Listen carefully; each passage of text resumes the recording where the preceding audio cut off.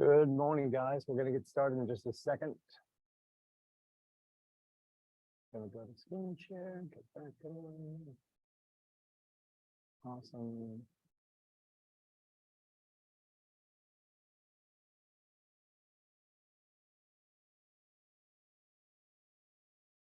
Good morning. We are into session 10 of Ignite, keeping every lead. If you got questions, please come off mute. Raise your hand, the digital hand, either way. We're in lead follow-up. We've gone through being the real estate expert. We've talked about lead generation. Now we're into lead follow-up. This is session 10, keep every lead. So we're going to be talking about what is lead follow-up. Important to understand what lead follow-up is, how to do it, what to do after lead follow-up, and then we're going to talk about any questions or ahas you might have had.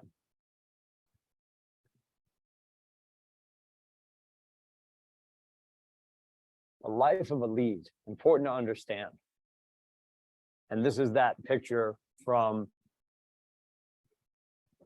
Jason Abrams, where he's got those hills. We talked about it being like you're out skiing. Are you willing to wait in line with your client, ride up the hill with your client? Most of us want to be at the top of the hill and just do the cool part and ski down the hill. Not have to do all the waiting, not have to have the awkward conversation on the ski lift. I just want to keep meeting them at the top when they're ready to have fun. But we need to stay in relationship. That gap in between the two moves is 7 to 10 years, right? You've heard 5 to 7. During COVID, it was moved down to 3 to 5. In the moment of COVID, it felt like it was just every other day people were moving. And there were different motivations behind why people started to move more frequently during COVID. It was an equity grab for the most part, or it was a necessary lifestyle change. For a lot of people, they were doing it because their job said they could. Jack, the guy that was in charge of Twitter at the time, told every employee at Twitter, as long as you have dial-up and a laptop, you can go live in the trees. And a lot of people wanted to do that. People wanted to get away from the people and be near the trees. On average, most people move every 7 to 10 years. It's usually a lifestyle change. We talk about the D's, right? Divorce, deployment, death, downsizing or right sizing. So what are we doing in between? What are we doing in the gap between those leads? Because once somebody's introduced to you, when I get somebody's name and phone number, that makes them a lead. Once I have a conversation with them, they are now a contact because I earn the right to stay in conversation with them. Then when they get nurtured towards transaction and they suddenly do a transaction now, or they're in a transaction, they're my client when I have them signed. Don't forget, after the closing table, even though you have a great relationship with them, and even though you suspect they may do many more deals with you, they're no longer your client. We hear people say clients for life. Sure. But once everything on the contract that they signed to employ you has been executed, they're no longer your client. It's our job to stay engaged with them in the gaps in between transactions to make sure it's a no-brainer, and to make sure that there's a rational loyalty there and they would never work with somebody else. But in the gap, when they're not signed to a buyer's agency agreement or a listing agreement, they are a past client. They're not always a client. I know you hear people say lifetime clients. There is no such thing. We have to constantly earn the right to work with them again and again and again and again. JB talked about that last week during contracts. Every time we do a new deal with somebody, we have to get them to sign, certainly in the state of New Hampshire, and practiced in Maine with Form 3 in the state of New Hampshire, the New Hampshire broker's disclosure. We don't just have them sign that once. They sign a new one on every deal.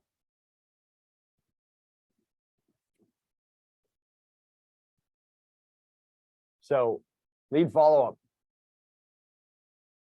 There's possible business, the people we've been told about.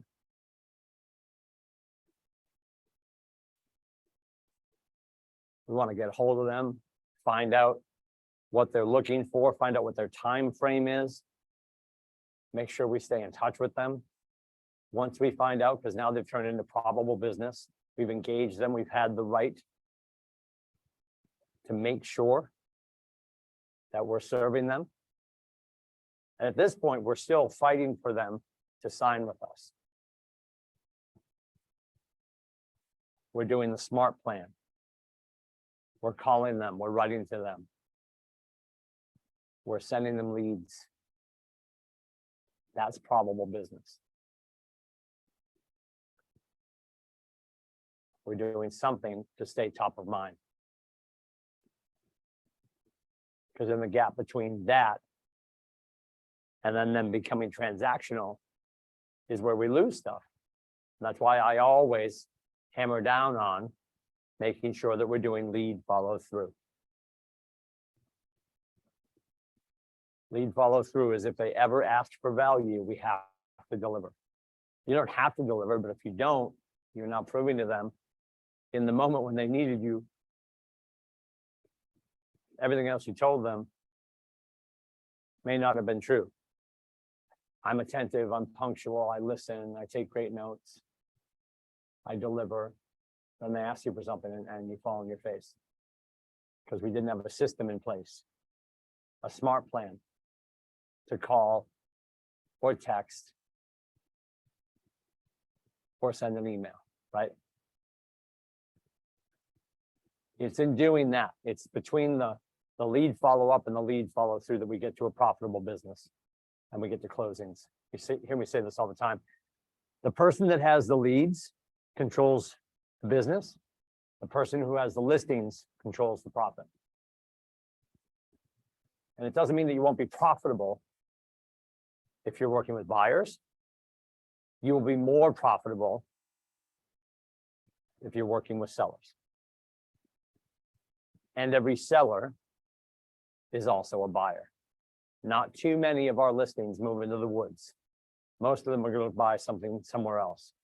If it's outside of your geographic service area, it might turn into a 25% referral in Florida or Texas, but you still get a piece of that business.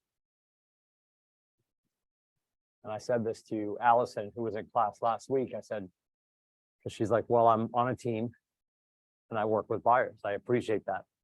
I don't think any rainmaker, any team lead on any one of our teams would have a problem with me saying this to anyone. Even if your designated role is buyer specialist on a team, I want every one of our agents at our market center in pursuit of listings, in service of buyers. We can't help buyers if we don't have listings. And this is why I use ridiculous food analogies like bear claws and fat kids. The fat kid walks into your bakery with a 50 and he's looking for a bear claw and your glass case is empty. We're not helping anybody. We need the product that our industry is starving for, and right now that is active listings.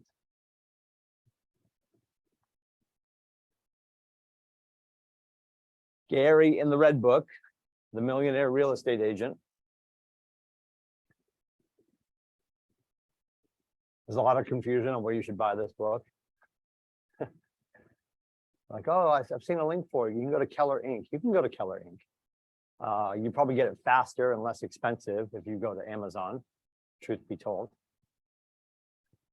If you go to Amazon and just look for the millionaire real estate agent, it will do what Amazon always does. It's going to show you other books written by this author. You'll be able to find Shift, which is also important.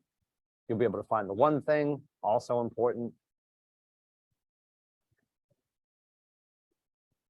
If you're looking for the spiral bound version, they call the leadership edition of the Red Book or Shift. That is only on Keller Inc. So you're going to go from probably 15 bucks for the regular version to about 40 bucks for the spiral bound. I have the spiral bound because it's just easier to lay flat. They've got baked in tabs. Pretty phenomenal. Anyway, get yourself a copy of that. And Said with Love, it's boring as hell because it's a business book. Gary says in the book, If you aren't first or second in their mind, you probably won't get their business. And it is important. We tend to shoot ourselves in the proverbial foot because we're like, well, I don't want to be salesy. I don't want to get my friends' faces. Or they know, I told them, Tim, I know. They know I'm a real estate agent. That's good enough for now. We ultimately want to make sure that we are at least, and Gary says first or second, I completely appreciate that. If I asked anybody in your life, do they know real estate agents, and you want one of the first 3 names they write down, we've got work to do. No judgment. We have work to do. And if your inability or unwillingness to tell them that you're in real estate is because you're not confident in you, I'm going to ask you this, then why the hell should they be confident in you if you're not confident in you? Every one of us feels insecure about something with real estate. There's not a single person at our company, and I mean the entire friggin' company, it's like, oh, I got this. I know everything. Well, no, Tim, you could probably call Gary right now and you couldn't stump Gary. Yeah, I love Gary. And yes, you could. The reason you're not going to stump Gary is because Gary surrounds himself with people who know the answers. Gary doesn't know everything. Gary knows that he's the source of the source. When you watch him on stage at Family Reunion or Mega Camp, behind him, he's got Jason Abrams, our head of industry. He's got Jay Papasan, who helps him write all the books. And there's a kid named Ruben, who's in charge of research. All Ruben does is sit in a closet all day and study real estate stats. So when the 4 of them go out on stage, they're near flawless. And the data's still not perfect. So when you're having conversations with people, they ask you about work, and you're telling them for the first time, the 3rd time, or the 6th time that you're in real estate, square your shoulders, be really proud about what you're talking about, and have no fear that no matter what comes your way in this industry, someone at our market center has probably dealt with it or knows somebody who has dealt with it. And you're a text or a phone call away from finding out the answer. Most of you have my number, 603-834-2856. Our managing broker, Jennifer Vachon, 603-682-3218. And our owner, Nathan Dickey, 603-817-1088.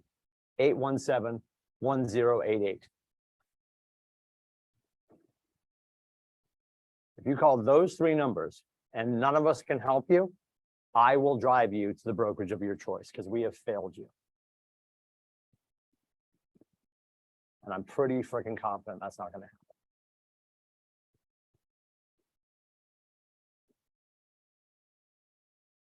A lot of arm wrestling around this topic. What's a lead? What's a contact? A lot of semantics. This is coming from a guy who loves semantics. Leads. When we do lead generation, please remember that window of time, and we'll be back at it tomorrow because tomorrow is Tuesday, 9 to 11, Tuesdays and Thursdays, kwfightclub.com. Come and hang out with us. Come make your calls with us. Come contact your humans with us.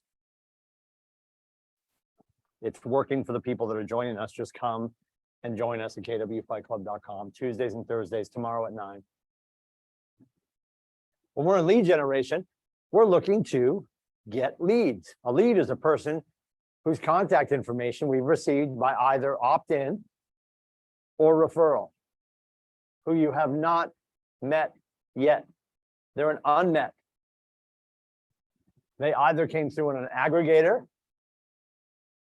a company that you send money to that sends you leads. They came in because you have something on your website that says, click here for an equity update. Click here for more information.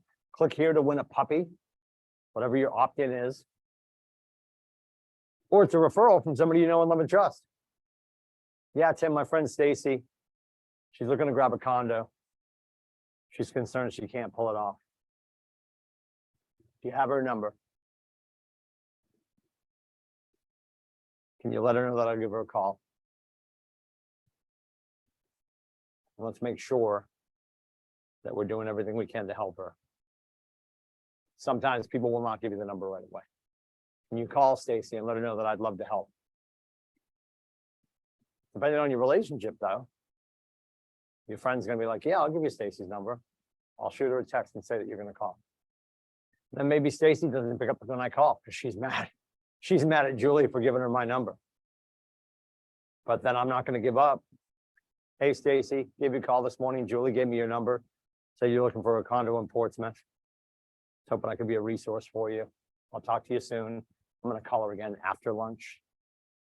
Until she finally texts me and says,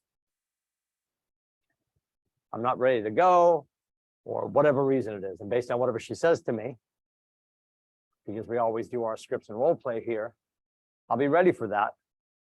And I'll be able to answer her with another question to stay curious about what's keeping her from moving forward. Because I guarantee it's a circumstance in her head that she's invented, or one that she hasn't got clarity on. Once I do get through to Stacy and I earn the right to stay in contact with her, she's now a contact, a person whose contact information you have saved in your database, who you have met either in person or in conversation. And I'm going to add this, earned the right to stay in touch with. She knows I'm calling back. Because I'm going to continue to follow up. And I know we call it lead follow-up, and I know that you guys hate that I don't want you guys saying that you're following up when you call them. Same as lead generation.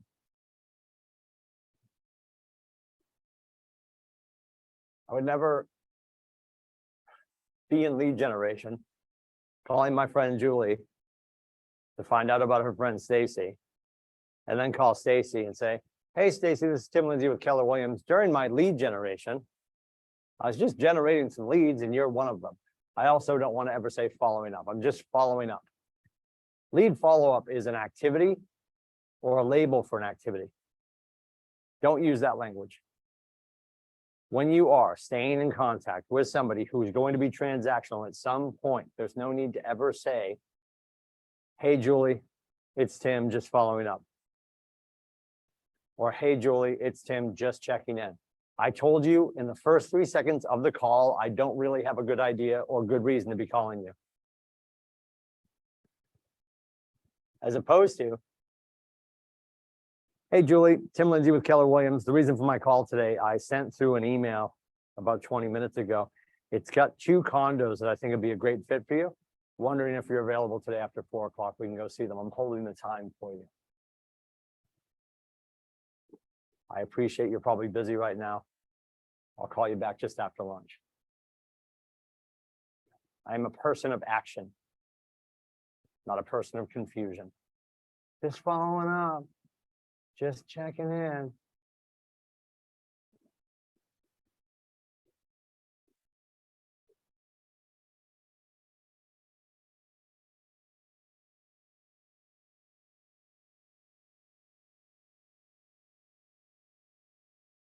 And the fortune isn't the follow-up. The millions are in the follow-through. Making sure when we do get a chance to serve that we act on it. So there's 2 different smart plans inside Command. There's the 19 to connect. This is with unmets or leads. And then there's a 36 touch or a 36 to convert. And that is for people that you've already met. I've already talked to you. They know something's coming. So this is when you hear Nathan say everyone in your database that you have a relationship with should be on some sort of a smart plan or a 36 touch. I would agree. We also want to make sure it's not tone deaf and it's speaking to people. I don't know if I'd push play with one smart plan for everyone. I got messages going out to people that I know are investors. I've got messages going out to people that I know have kids in school. I want the end user to understand that I understand where they're at in their life. But these aren't really complicated. And for the most part, people are using the one on the right, the 36 to convert with the people in their database that they have a relationship with. Look at the top line. Isn't that phenomenal? Only 4, this is all year, by the way, guys. 36 touches. That means 9 touches per quarter. So I'm going to divide my phone calls by 4. That is only 1 phone call every 90 days. 26 biweekly emails. Every other week, they're going to get some sort of an email. 2 events or get-togethers. I would argue, and it doesn't need to be cost prohibitive. We talk about this all the time. I would do 4. I would do 1 every 90 days. Nothing crazy. It could be as small as having your local lender join you at your favorite bar for a cocktail event. People show up, cool. People don't show up, cool. As you put these things together, as your teams put these things together, you'll realize you're probably more happy with some of these events when everyone doesn't show up. The best part of it is they got the invite. They felt heard and cared for. They felt thought of. They felt invited. They felt exclusive. And then the additional 4 touches: promotional, direct mail, EDDM. The magnet, we picked on those, calendars, sure, market report. There's a ton of choices in there. Having something running in the background is wildly important, whether you're using Command, Rivety, whatever CRM you're on, whatever customer relationship management tool you're using. To have people in there and not have something running in the background, communicating with them on your behalf while you're doing other things. Don't do that. Find a way to incorporate these tools. So again, for leads, there's 19 touches a year, 4 phone calls, 12 monthly emails, only 1 event for that. Most people move to the 36 to touch.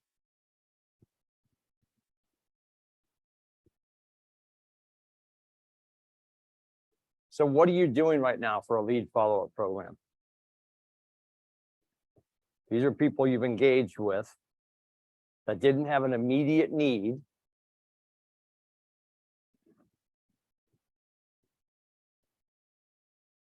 Think about what you enjoy doing.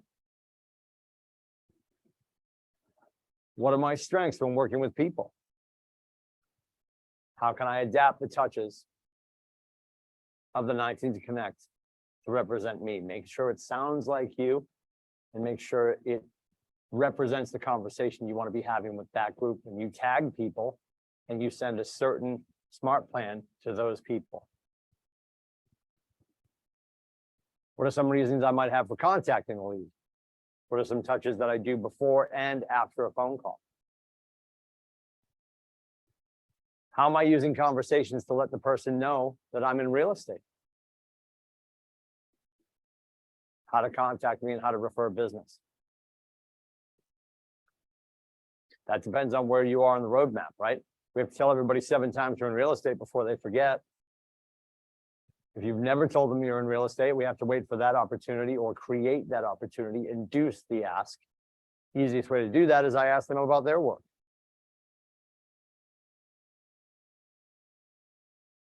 The other side of that is making sure they understand that I require their help to do what I do. Making sure they know that I'm in real estate, how to contact me, and how to refer business to me. When is it best for me and my business to time block for lead follow-up?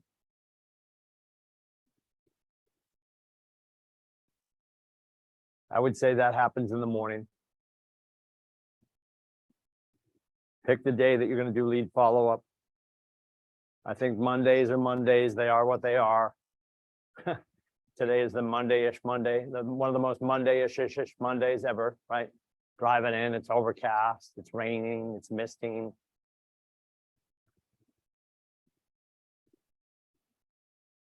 Things might be a little slow where you are because people are off, because kids are out of school.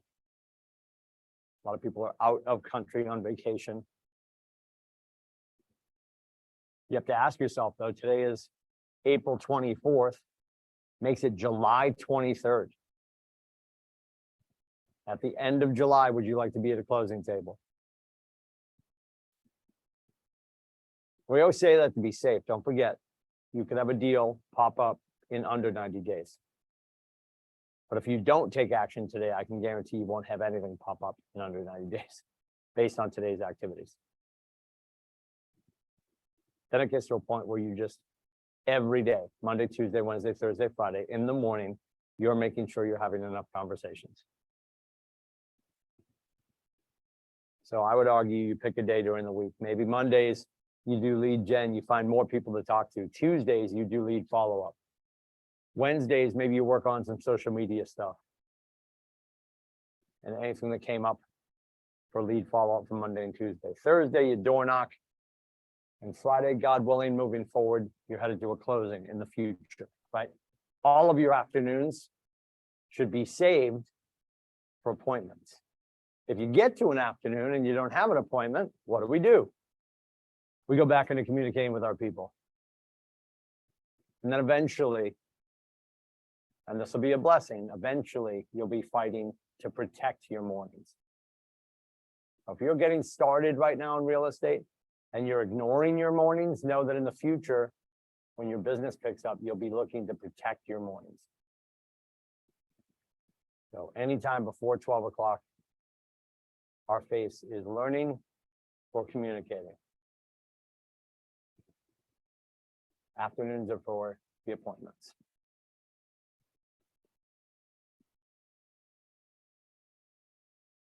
So what could your annual 19 to Connect touch plan look like?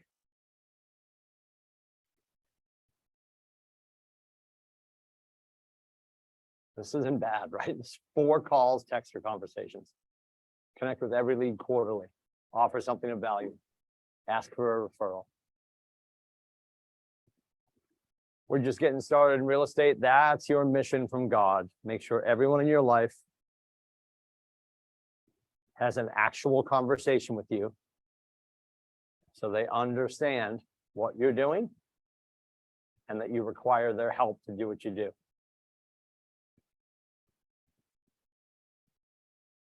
You'll notice over on the right-hand side, Zoe put some dollar signs where there could be a cost. Doesn't need to be, but there could be, right? With email, newsletter, market reports, videos, birthday cards, or market reports. Are you shooting video? We've been talking about this quite a bit. Everybody says they're going to do video, then we don't. There's something holding us back. Informative emails.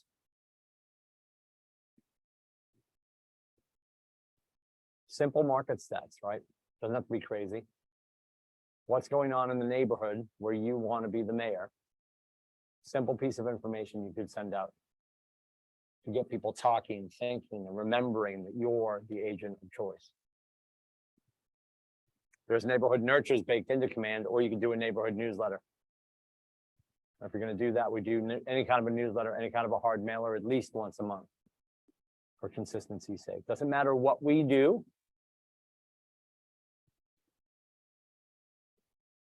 The message is important, the method and the consistency. Consistency is the most important thing. Promotional direct mail, local sports teams, annual calendars. Again, if you're doing a magnet for 2024, we already have the calendar for 2024. Those should be getting sent out the first day of the 4th quarter. October is the month in which you send out fridge magnets if you're doing that kind of stuff. And there can be no cost on this event. Check with your local town and just go do a park cleanup. Is it directly correlated to sales?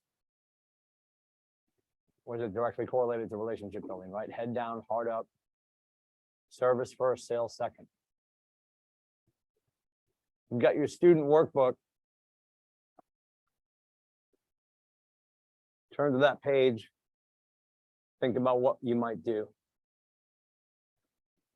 And at the very least, come up with one thing for each category. If you're a member of a team, you probably have an event coming up in the next 90 days. If you know where you want to be mayor, figure out what that town is doing in the next 90 days that you can be a part of it.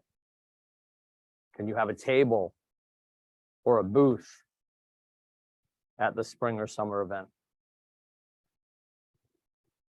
What are you doing for direct mail? If you're not, could those be your handwritten letters or notes to people? Tim, I have a question. Yeah, go ahead. So when you mean event, does it still count like, cause like I go to a gym and we do just events. Would you count that as being like, not really, like, do you have to be the center of the event? Like you start the event to really count it as something? Cause I think people would build relationships like when I go to like my certain like special workouts with like my whole gym. sure. If you do start your own thing, of course, that's going to be hyper powerful. But no, don't forget, we talked about, like, I always make fun of Apple Harvest Day, whatever the hell it's called in Dover. Yeah. Just because that gives you something to call around, right? Yeah. So, where are you? What is your gym that you go to? I go to one in Laconia, it's for CrossFit, and we do like 5K runs. We'll do Yep. like a Murph workout, which is like a hard workout we do in order like to celebrate a holiday. So it's just like a way to like, but I'm not obviously the center of it. I don't own the gym, but I still Sure. think it's a way to build relationships, and you could count that as an event. No.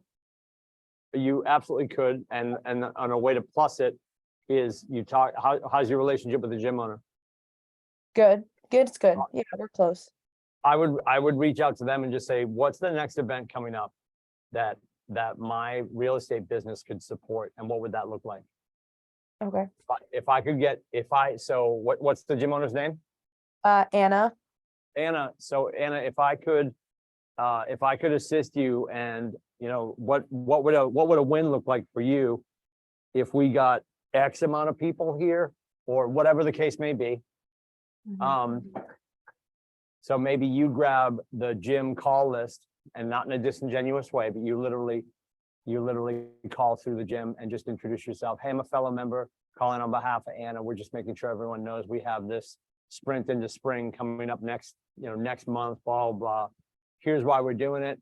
There's some fundraising around it, and now you're just becoming the second straw in the drink. Does that make sense? Yeah. But then at the event, could you be there, and could you support something? Just plus it a little bit. Like at the event, we're going to have X, Y, or Z, and then I'm taking care of pizza. And you're not really taking care of pizza. Your lender is taking care of pizza, but you're doing it together, and your name comes first. Okay, perfect. So you're just letting people know, like, oh, because then there's a few people that know that you do music. Yeah. But they're also going to find out that you're a licensed realtor. Okay, perfect.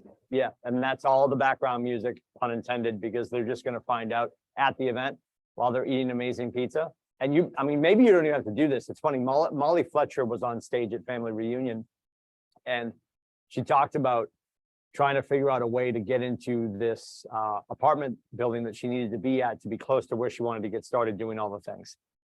And she was going and introducing herself to all these property managers. And one of the property managers said, had brought up that she was explaining she was coming to town because she was doing tennis. She was a tennis athlete. And the person brought up, like, oh, that's so ironic. We actually have a tennis pro, because she was actually looking for condos that have like tennis courts and all this stuff. We actually have a tennis pro. He's retiring.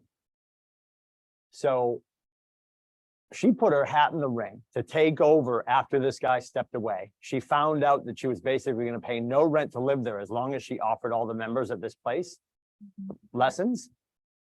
Without even having approval on that, she went and created a relationship with a local pizza place. Wow. And the local pizza place said, yeah, she just told them it's happening. She manifested all of it. She told them it was happening. When this starts, will you be able to do the pizza? I will tell everyone who lives right down the street that your pizza is the greatest. Because this guy was actually like, yeah, nobody from that apartment complex actually gets my pizza. They're one of my least frequented complexes. And then she got back and it all fell into place and she had it all, she went back in. And the woman's like, well, if you did come here, what it would look like. And she road mapped it. She goes, I actually have this whole deal all put together already.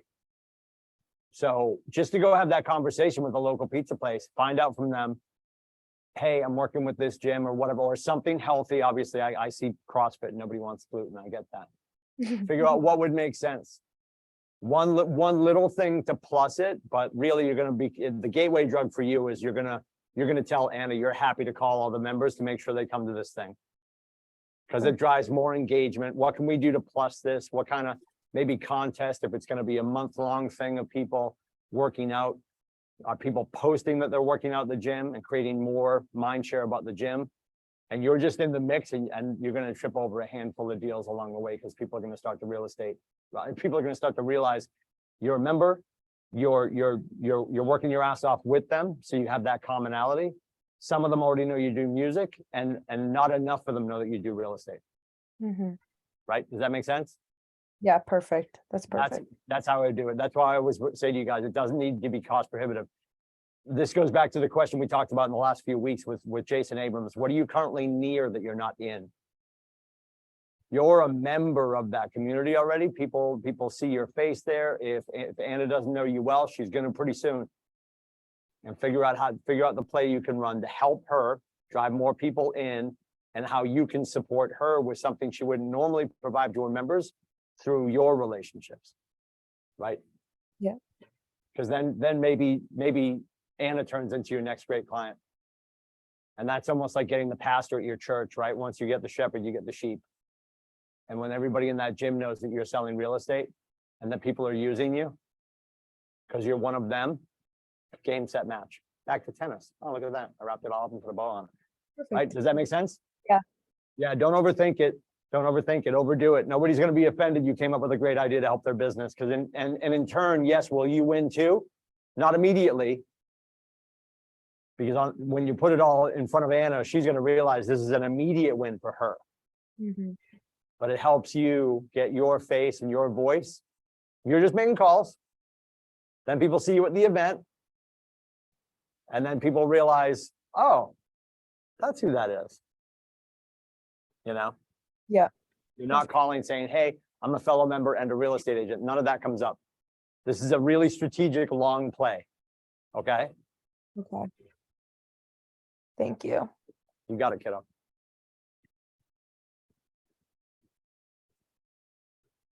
So I would argue if you're getting started, there's a lot of stuff that you already have. I mean, I think people overthink if they're going to do content, audio and video content. Take a deep breath. You already own a phone. Everybody has a 4K camera in their friggin' pocket. And Bradley Roberts on the ALC always talks about this when people have birthdays. And I made a point of doing this because and no judgment, but when people have a birthday, everybody jumps on Facebook because that's where most people find out that it's your birthday. And people jump into the thread on Facebook and say, happy birthday. And that's okay. I'm not, for me, and as you guys come into the ecosystem, I get everybody's contact information. Like the moment you're a real person in our life, I've already got your number in my phone. Because I want to make sure that I do that. That makes sense for me to do that. So when you're calling, your name comes up. I'm not saying who's this. So I will personally text you on your birthday. And if you're listening right now and you're like, you didn't text me on my birthday. Well, I'm a terrible person. I might have forgotten. But normally I will text you directly on your birthday. Because I think that's Counting on that. What's that? Counting on that. Counting on that. Yes. Good. Now you're making me, now I'm freaking out. Now I can't screw that one up.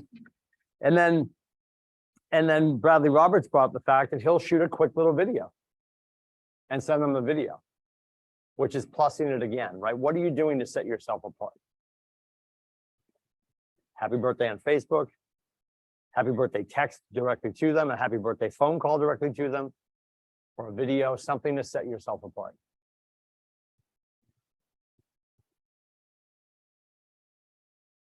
And what's the value proposition, right? As they're getting to know who you are, what's the value proposition?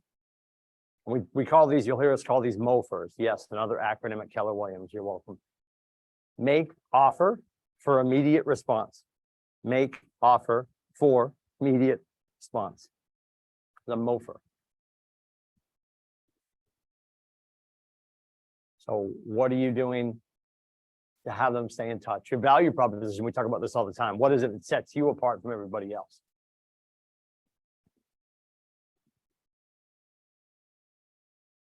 Because I'd agree with you. Sometimes people are just like, well, we all have this, we all have that. Yeah, everyone at Keller International has a bunch of the same tools. Then you get to the 668 of us here at KWCLM, and there's a whole bunch of the same tools. So talking about the features of what you offer is far less important than talking about the benefit of working with you.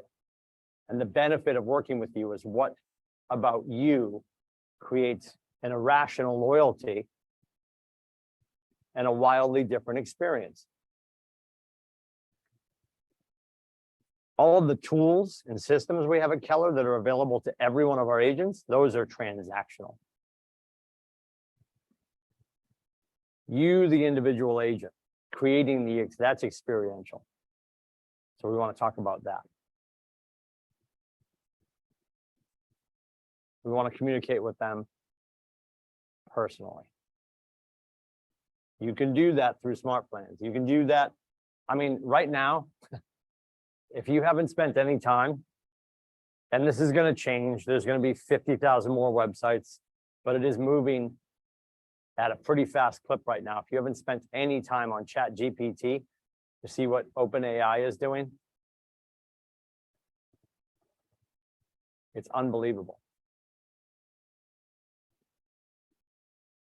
So if you're sitting trying to write anything that is pretty tab A slot B about real estate, you can probably go to ChatGPT and have the machine do it for you. And I say to do that, and I'm offering that up as a tool because I think moving forward, if you had a little more time to do the personal stuff, you're sitting there trying to think of an idea for a contest or this or that or whatever. Honestly, you got 10 seconds right now. Think about where you want to work, the place you want to be mayor. I had somebody the other day asking me, well, I'm going to do this thing and I'm going to drop it all my clients so they know, that I'm here for X, Y, and Z. So I literally screen shared with her. We opened up ChatGPT and I said, can you please write a real estate impact statement about the market in any town USA? Well, let's just pick Portsmouth, New Hampshire. And she had never seen ChatGPT, so she was blown away. I was blown away, but not as much as she was because I've been playing with it for a while. Within 11 seconds, we had about 10 paragraphs of impactful reasons you might want to move to Portsmouth. What's going on in Portsmouth? Is it perfect? No. But when I look at those 11, 14 paragraphs, I'm like, oh, actually, if I just steal that sentence and I start to drill down on that personally now, that's a good idea. Let me write about just that.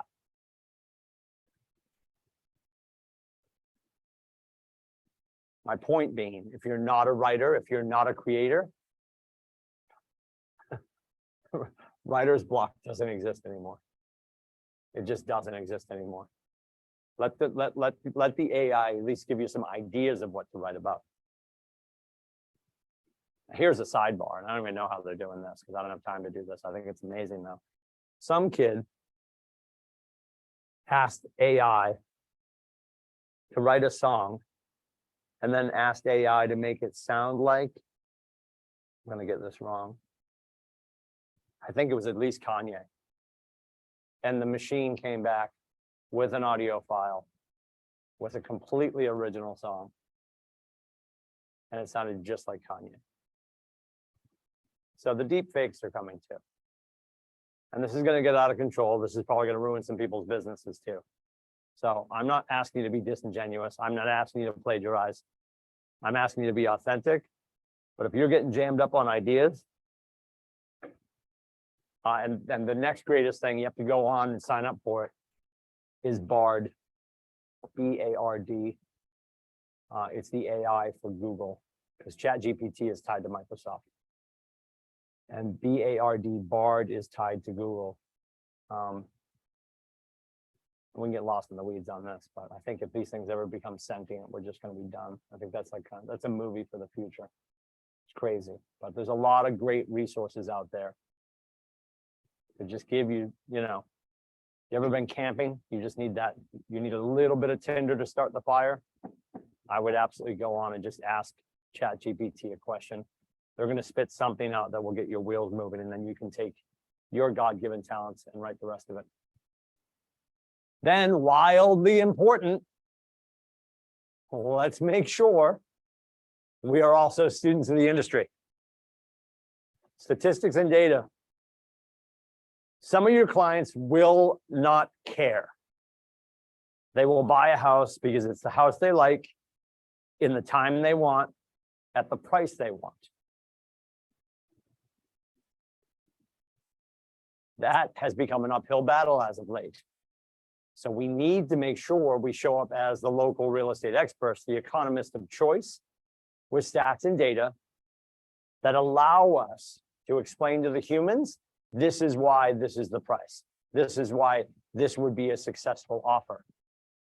Not because I say so, not because you feel so, because the data, because the market says so. And let's not forget, the pricing in the marketplace is not controlled by the seller.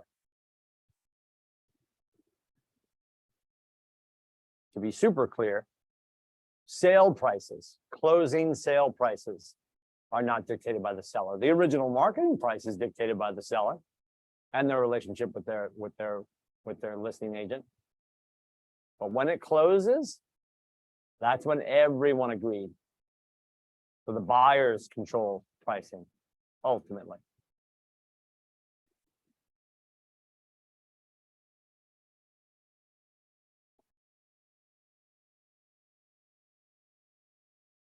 What are some lead sources? And again, this is in the Red Book. If you go into the Red Book and go into the lead generation model, there are 2 pages. We actually had this in our workbook a few days ago too. All the things you could be doing for lead gen. But here are some lead sources. Sometimes people call in. Right? That's why we have agent on duty. That's why we have uptime. It might be a community event, open houses we talked about last week. Don't leave your open house with a list of names and then never call them. That's brain damage. Even if they wrote down they're working with somebody. Half the people you run into on a regular basis probably have representation, or they think they do. But we have to remain professional and presume that they're not making that up.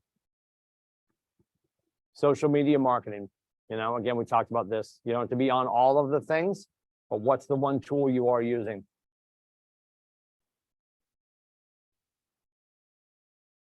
One of the best places to pop up on them, right? Everyone's on their phone all the time. People are on social media all of the time. The market that you're looking to tackle probably spends a predominant amount of time on one of those social mediums, figure out which one that is, and play in that space.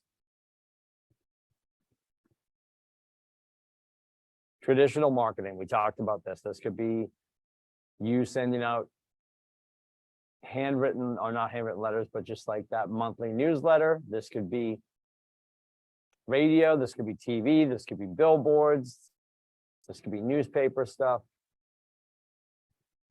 Said with love as your coach, it's 1987. I don't know if I would spend any money on marketing that I can't track. And a lot of that kind of stuff you can't track. You don't have actual analytics. I would keep my advertising in a place where I can have maybe not even real time, but for the most part right now, you can get real-time analytics. Because I want to bring that data back to my sellers. Your agent website. Here comes the rant on your agent website. Never going to be done. Is there a call to action on the front page? Have you created a MOFR for them? Make offer for immediate response. So they will fill out that floating box. Everyone's got that floating box. Change the language on your floating box. If your floating box says, click here for more information about a free CMA, I would like you to light that on fire and never use that again. Click here for your professional equity update. Now, if you immediately want to skate to the puck, well, Tim, nobody knows what an equity update is. They don't know what a frickin' CMA is either. They hear it. They hear it. Most of America, when they're watching the Super Bowl and the wide receiver blows out his ACL, they don't know what that means either. Anterior cruciate ligament, MCL, medial cruciate ligament. They don't know that. They just know it's a thing in your knee that when it breaks, you can't walk. They know it's an injury. They know a CMA is a real estate thing. What's in it for me?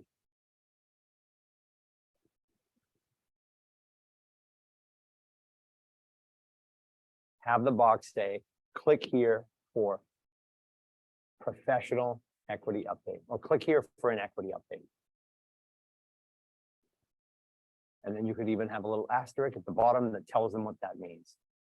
Stop saying free. In the opening salvo of your relationship with the unmet civilian, stop using the word free. Nothing that you do is free, ever, ever, ever. And if your team is leaning into the word free, I would invite them to stop.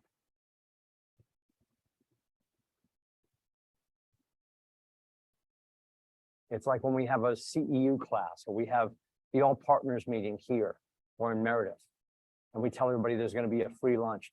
That lunch ain't free. Brad Kelly from Movement Mortgage is paying for it. Somebody's paying for it. You watch Schitt's Creek and David's like, it's a write-off. What's a write-off? I don't know. Somebody's writing it off. Nothing's free. Stop using the word, you are a professional realtor. It is going to cost you time or money, maybe both.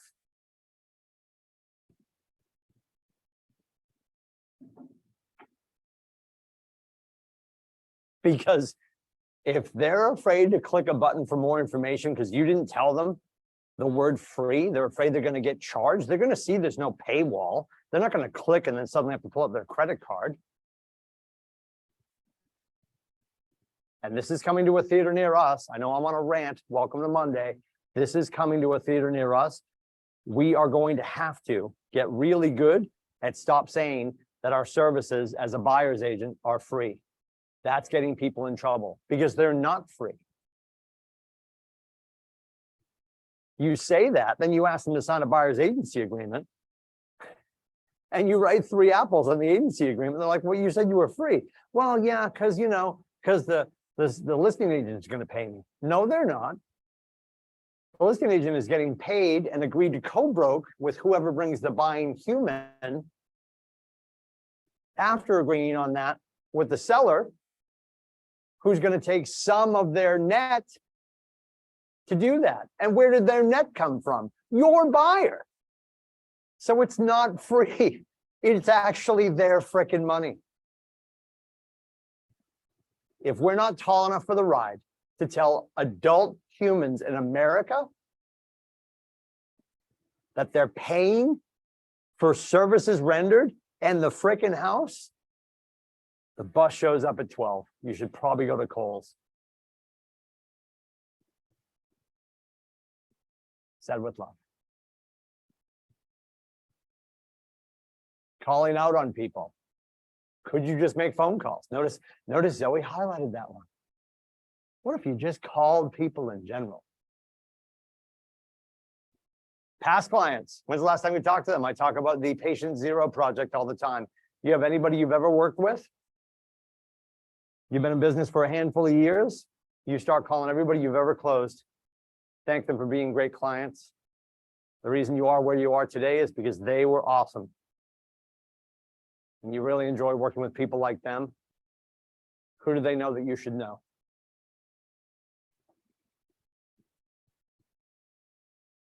Aggregator leads, right? Purchase leads, which is fascinating. We send a check to these companies. They send us names and then we don't call them. Because the other agent we sat with at lunch told us, no, all those leads are garbage. Why would you send a company a check for garbage?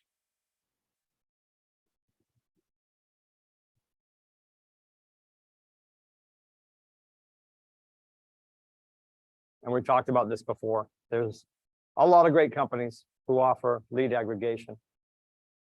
I think every company will offer you what you agree to. You got to hold them accountable. We've got 2 relationships currently in our market center that have been vetted by us. There are Rise leads. We talked to Chase Barlow about this morning. So there's the company called Rise that we're working with. That is $50 a month to have a seat where you'll get leads sent to you. And then there's a referral after the fact because they are bottom of the funnel leads. And then we also have Boomtown leads, which we are growing that relationship. Outside of that, if you're talking about buying leads, I'm happy to have a conversation with you. I'm always going to ask you as your coach to beat the daylights out of your phone first. If you're going to step over your phone to start sending a check to somebody else for leads they're in control of, I want to have that conversation with you first. I'd be honored to have that conversation with you first. It's none of my business, but as your coach, I'd love to talk that through with you before you start mailing money to somebody else for leads. And then ask yourself this: if you were going to send a company a check, so they would send you leads, would you be looking for leads in Coral Gables, Florida, Des Moines, Iowa, or Portsmouth, New Hampshire, or wherever your face lives? Guilford, Laconia, Meredith, Colebrook, Sunapee, Dover. Well, no, Tim, I wouldn't. Why would I ask for Coral Gables, Florida? I'm going to ask for leads from where I live. Cool. So now you're sending a check to a company and you're running the risk that this company might send you the name of somebody you already know. Like, what if your mom was on Billo last night and she clicked through just enough that now she's in their ecosystem and you sent, I'm making up numbers, you sent $1,000 check to Billo for the month of April and they sent you your mom's name? That's the risk we run. Adding aggregators to your business to augment the opportunity, if it makes sense for you financially, by all means. But ask yourself, have you exhausted all of the conversations in your phone? And I can answer for everyone on the planet right now. 3, 2, nobody's done that. Nobody's ever done that. It's mathematically, strategically, logistically impossible to walk into my office and be like, talk to everybody, Tim. We're done here. I'm actually going to throw this out. It's broken now. It overheated. I've talked to everyone in my life. If you've had that conversation with everyone in your life in lead generation, the video game of what we're doing is I'm talking to Stacy to find out about Julie. So if you're having those conversations, that Ferris wheel never stops because you're always adding new My 5th conversation with Stacy got me my 1st conversation with Julie. I don't know if you garden. If you ever come into my office, I've got 2 plants. They're both hanging on by a thread. Thank God for Zoe living next door. I do not have a green thumb, but I'm going to use this reference anyway. The heirloom seedlings of the greatness of your future are already in your phone. It's brain damage to look elsewhere. Don't forget about client referrals. Are you asking everyone you've done business with who they know that you should know? If you've got a sign in the yard at somebody's house, I'm sure you're getting those calls too. What about your blog or newsletter?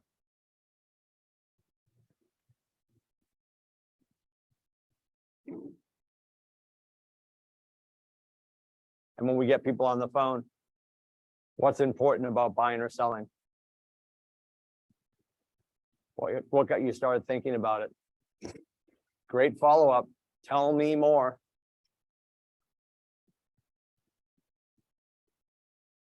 What will that do for you and your family? What's important about that for you? How can we help? Allison, did you come off mute? Just checking.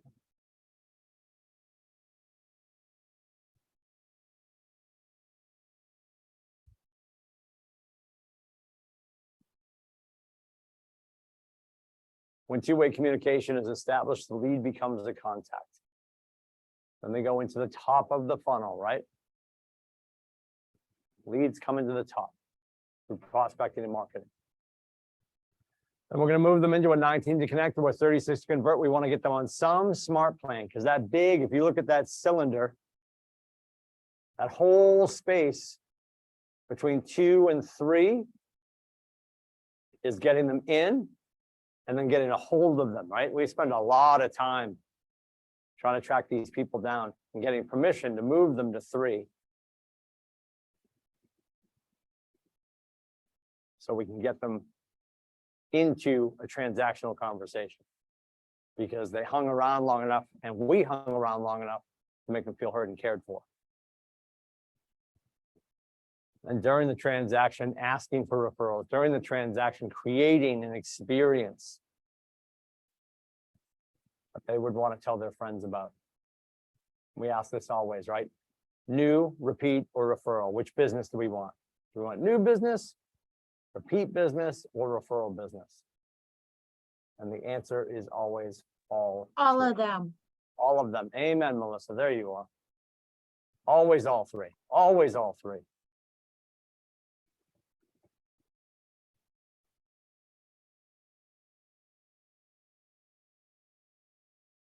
So in between them being a lead and an unmet and then becoming a contact, here's where we finally have that conversation.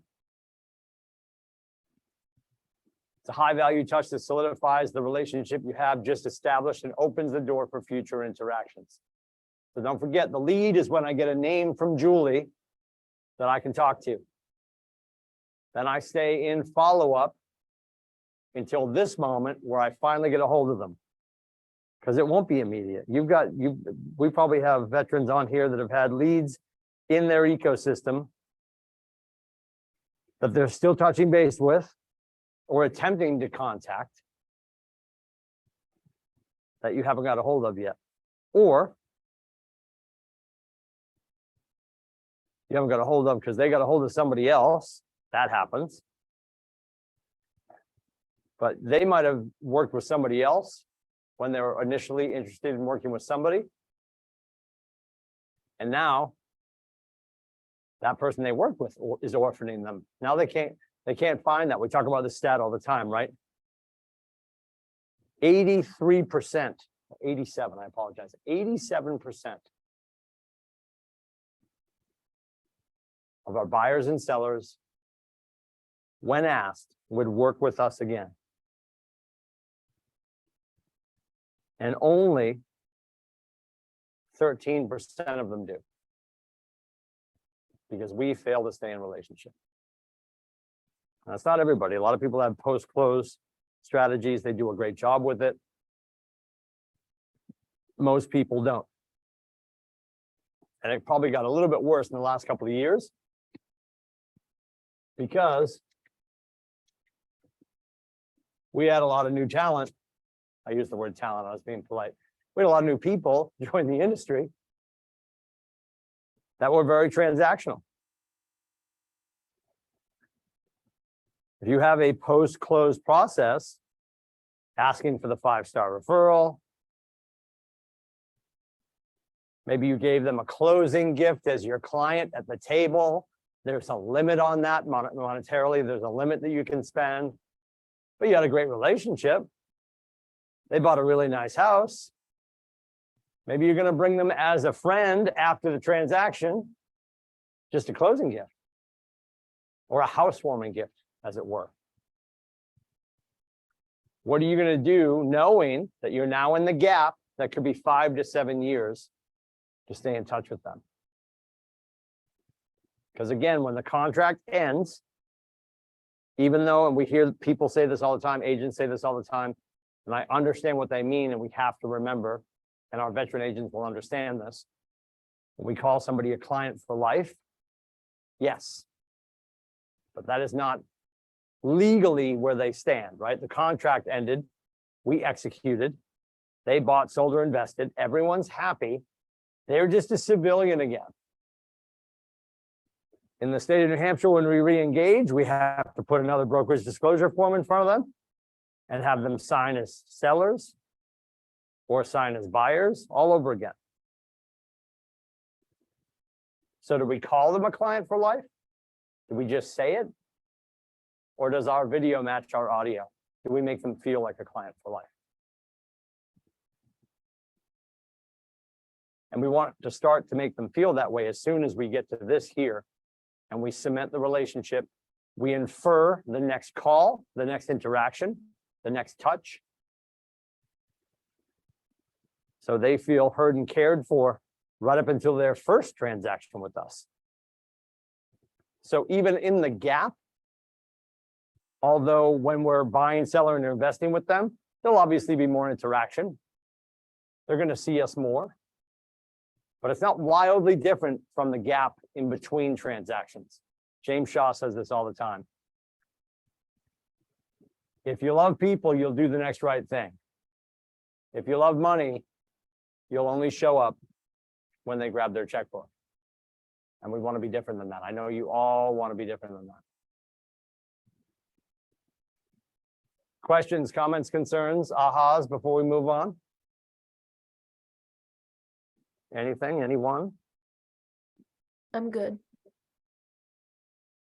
Sentinel's good, good. Like the map of the world behind you, that's good. Like you're planning total world domination. I know, it's the best. I don't even know why I got it. I've had it forever. I like it. Yeah.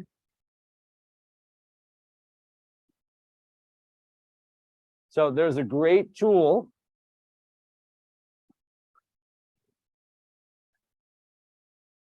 I feel like if I play this, it's going to work because I trust Zoe more than I trust me. So we're going to hit play and see if this works. God help us.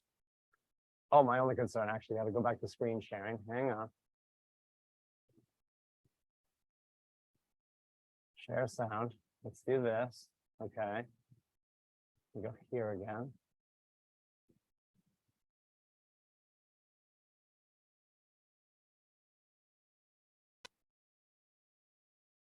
See if this works. So when this doesn't work, because I'm probably about to break it, just know there is an email campaign at kwclmtraining.com.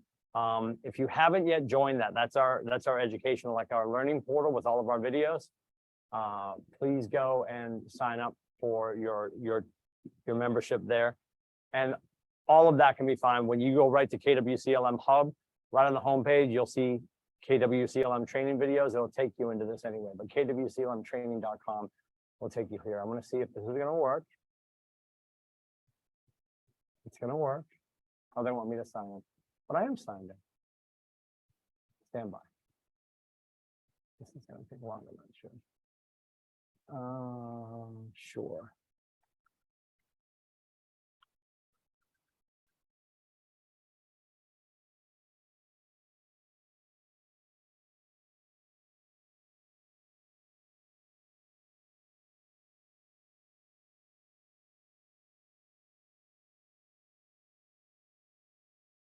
Where did I go? Start again.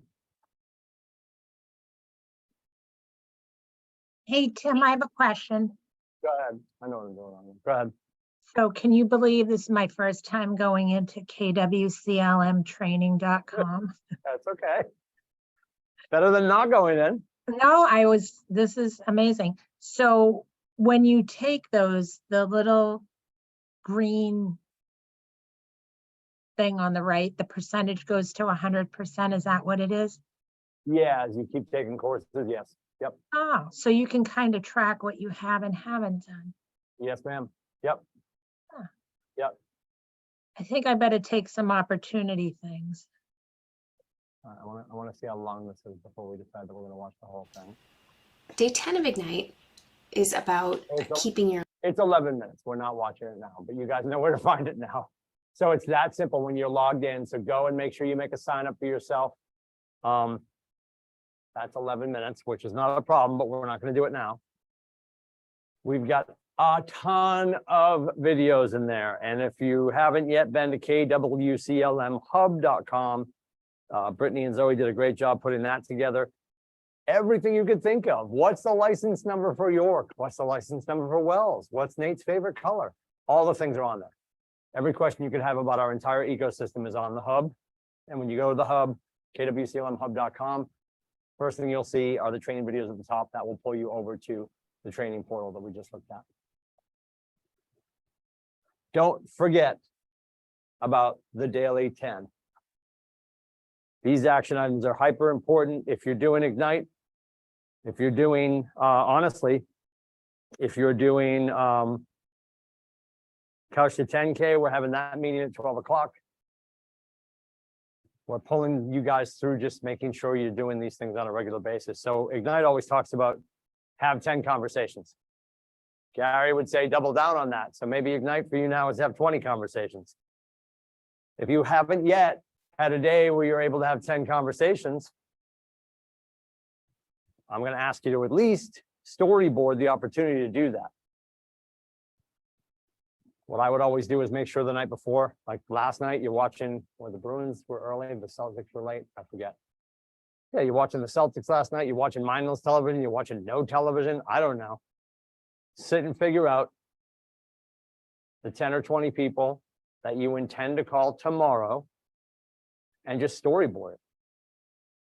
If I'm talking to Melissa Lesniak, I know investment properties are important. I know her big sister program is important. I know nutrition and fitness is important. I'm going to go on Facebook and see what she did over the weekend so I can talk about that. I know during those conversations, what eventually is going to come up is I get a chance to ask her, let's assume she's not in real estate. I can say to Melissa, how's Liberty Mutual? She can tell me, meh. And then more often than not, by inducing the ask, because I asked her, she'll probably ask me. If she knows, she's either going to ask me about work if she doesn't know, or about real estate if she does. And that's when you can say, hey, I'm glad you asked. I actually just got my license. I'm with Keller Williams, and I'm looking for families to help. Who do you know that we should know? Who do you know that we can serve? And when you have whatever you end up with for conversations, because if you start to write yourself off and say, well, I'm never going to do 10, so I just won't do it. That's just, let's change our thinking around that. If you've never been in an industry where you personally had to sit and make phone calls to build your business, and that's a lot of us, I completely appreciate that. It's going to get easier the more you do it. And you're not making sales calls, you're making connection calls. You're nurturing relationships.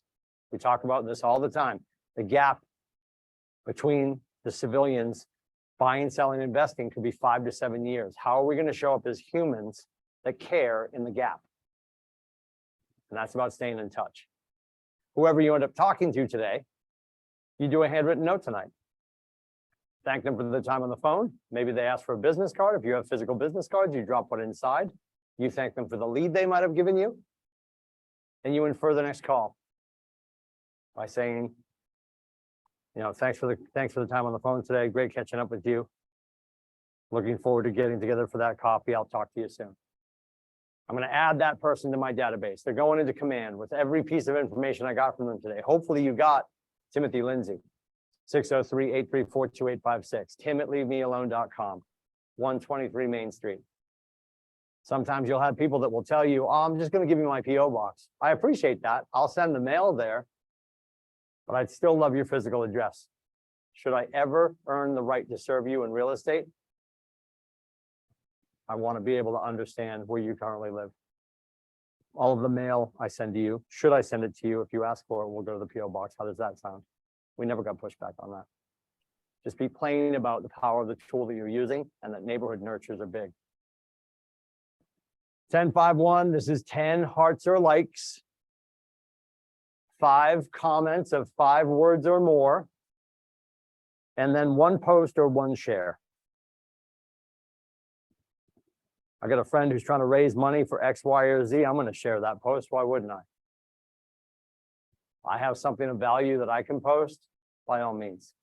Don't just post to don't just post to post, right?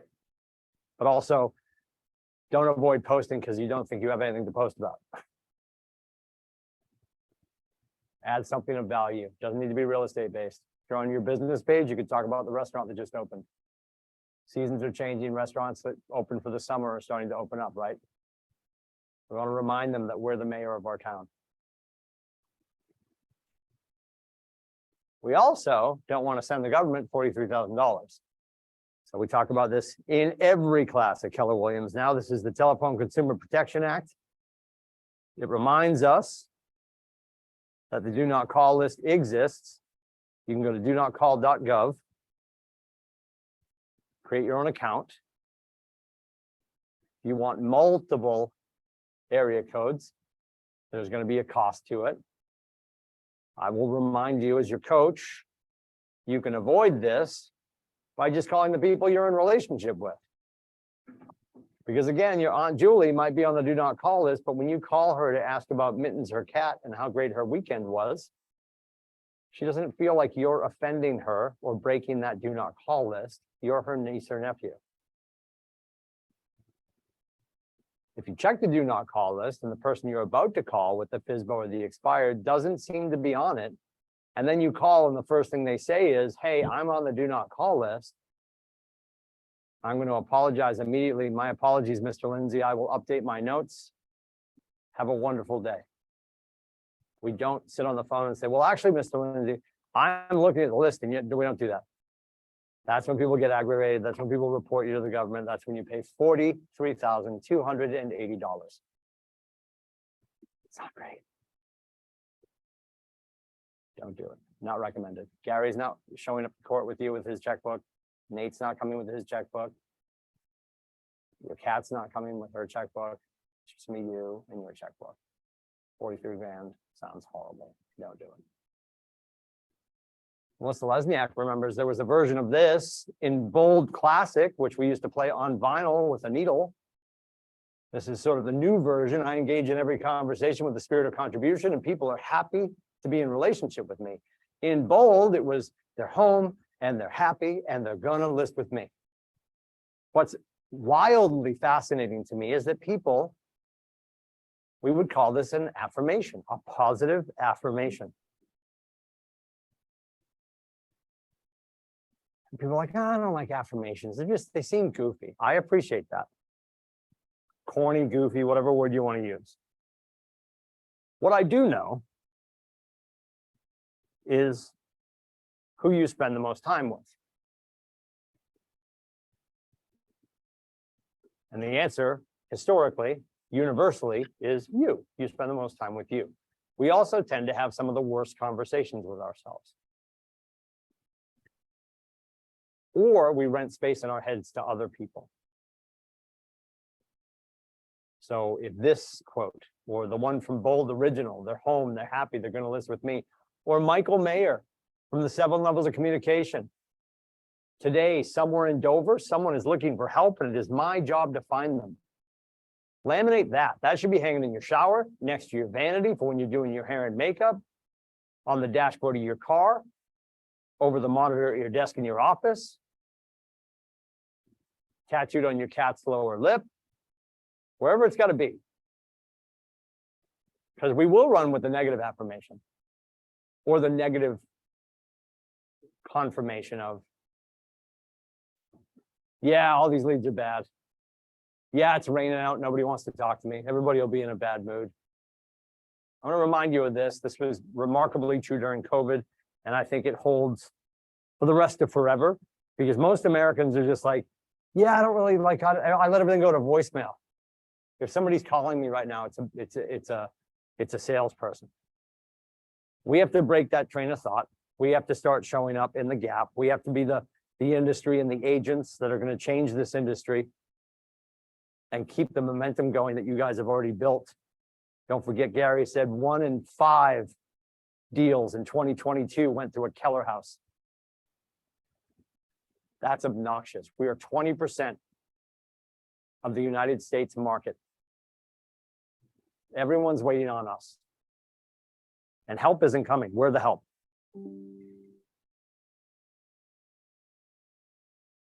So they're home, they're happy, they're gonna list with me. I engage in every conversation in the spirit of contribution, and that people are happy to be in relationship with me. Today, somewhere in your city, someone's looking for help, and it's your job to find them.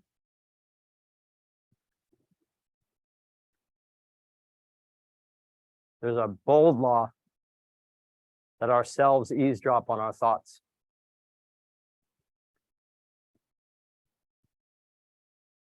We talked about point far before too, right? Programming, thoughts, feelings, actions, results. Change the way you think. So you start to feel differently about who you are. So you start to act differently about what you do. So you give yourself the opportunity to garner different results. What if we did that?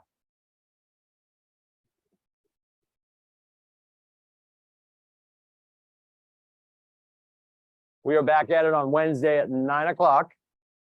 9 a.m. on Wednesday, right back at Keller Ignite. You got questions, comments, concerns? Does anybody have anything before we escape? And don't forget Tuesdays and Thursdays.